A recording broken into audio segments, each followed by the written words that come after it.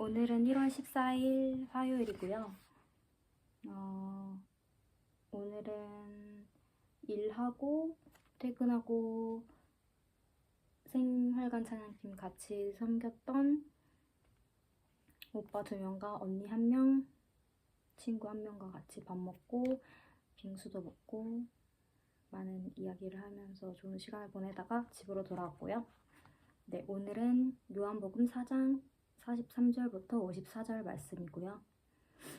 읽겠습니다. 이틀 후에 예수께서 그곳을 떠나 갈릴리로 가셨습니다. 전에 예수께서는 예언자가 자기 고향에서 존경받지 못함을 직접 증언하신 적이 있었습니다. 예수께서 갈릴리에 도착하시자 갈릴리 사람들은 예수를 환영했습니다. 그들은 유월절에 예루살렘에 갔다가 예수께서 거기서 행하신 일들을 모두 목격했던 것입니다. 예수께서는 전에 물로 포도주를 만드셨던 곳인 갈릴리 가나에 다시 들르셨습니다. 그곳에는 왕의 신하 한 사람이 있었는데 그의 아들이 병에 걸려 가버나움에 있었습니다.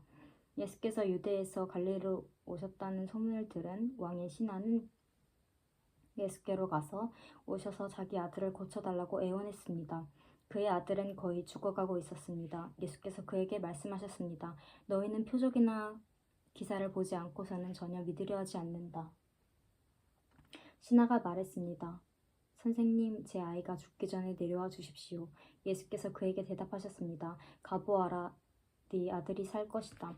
그는 예수의 말씀을 믿고 갔습니다. 신하가 집으로 가는 도중에 마중 나온 하인들을 만나 아들이 살아났다는 소식을 들었습니다.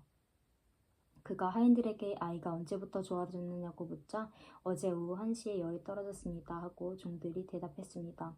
아이의 아버지는 예수께서 네 아들이 살 것이다 라고 말씀하셨던 바로 그때였음을 알았습니다.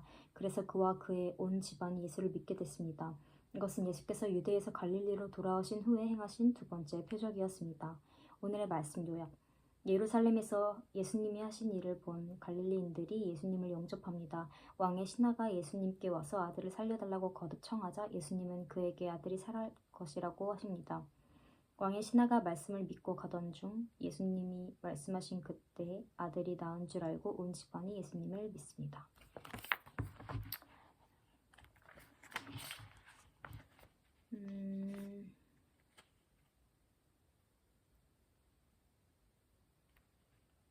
본문 해설 읽겠습니다. 갈릴리 사람들의 영접. 예수님이 어린 시절을 보내신 나사렛은 갈릴리 지역에 속해 있습니다. 사마리아에 이틀간 머물며 복음을 전하신 후 예수님은 갈릴리로 향하십니다. 예언자가 자기 고향에서 존경받지 못한다라고 하신 것은 예수님의 어린 시절을 아는 고향 사람들이 예수님을 마리아의 아들 몫으로만 인식했기 때문입니다. 갈릴리 사람 중 명절에 예수님이 성전에서 행하신 일들을 목격한 이들은 예수님을 영접합니다. 왕의 신하의 아들을 치유하심. 갈릴리 가나는 예수님이 첫 번째 표적을 행하신 장소입니다. 예수님이 가나에 오셨다는 소식을 듣고 분봉왕 헤롯 안티파스의 신하 중 한 사람이 가버나움에서부터 예수님을 찾아옵니다. 그가 약 40km의 먼 거리를 찾아온 것은 병들어 죽게 된 자기 아들 때문입니다.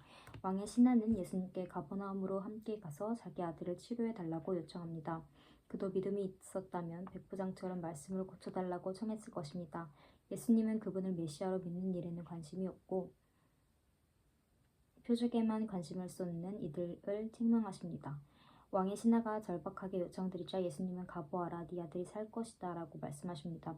왕의 신하는 그 말씀을 믿고 집으로 돌아갑니다. 예수님이 말씀하신 바로 그 시각에 아들이 회복되었음을 알고는 그와 온 집안이 예수님을 믿습니다.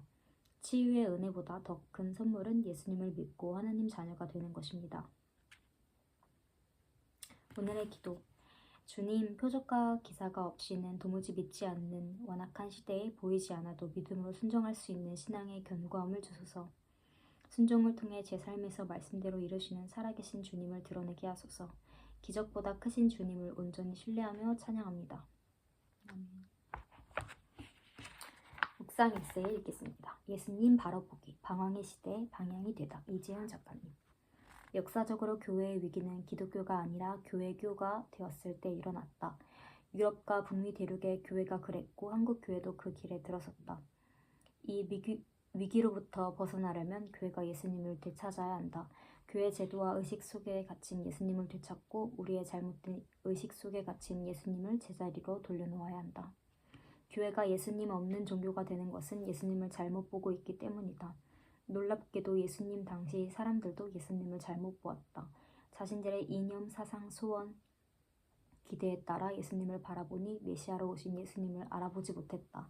마찬가지로 오늘 우리도 번영과 위로의 표적만을 구하고 있지는 않은지 성찰해야 한다.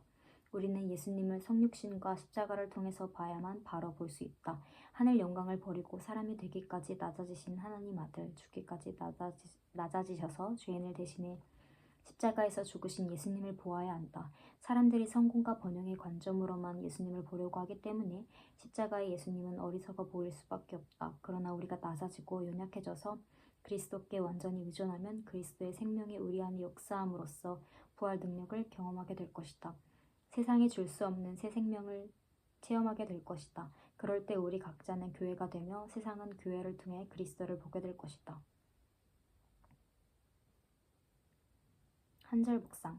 요한복음 4장 45, 53절. 믿음은 모든 사람의 것이 아닙니다. 예수님이 예루살렘에서 행하신 기적을 보거나 들은 갈릴리 사람들은 예수님을 영접합니다. 여기서의 영접은 명목상의 환영, 형식적인 받아들임입니다. 그들은 예수님을 기적을 일으키는 유명인으로 생각했을 뿐입니다. 한편 예수님이 하신 말씀을 듣고 그분의 신적 능력을 인정한 사람들은 예수님을 구주로 믿습니다. 기적은 믿음을 갖게 하는 동기부여 역할을 할 뿐입니다. 진정한 믿음은 말씀을 듣고 받아들일 때 생깁니다. 믿음은 저절로 자라지 않는다. 주님 말씀을 따르는 순종이 있어야 믿음이 자라난다. 존 오트버그라는 분이 하신 말씀이라고 합니다. 오늘 정말 예수님을 바로 볼 수 있기를 더욱 소망하게 되는 큐티 본문이고 에세이고 그랬던 것 같습니다.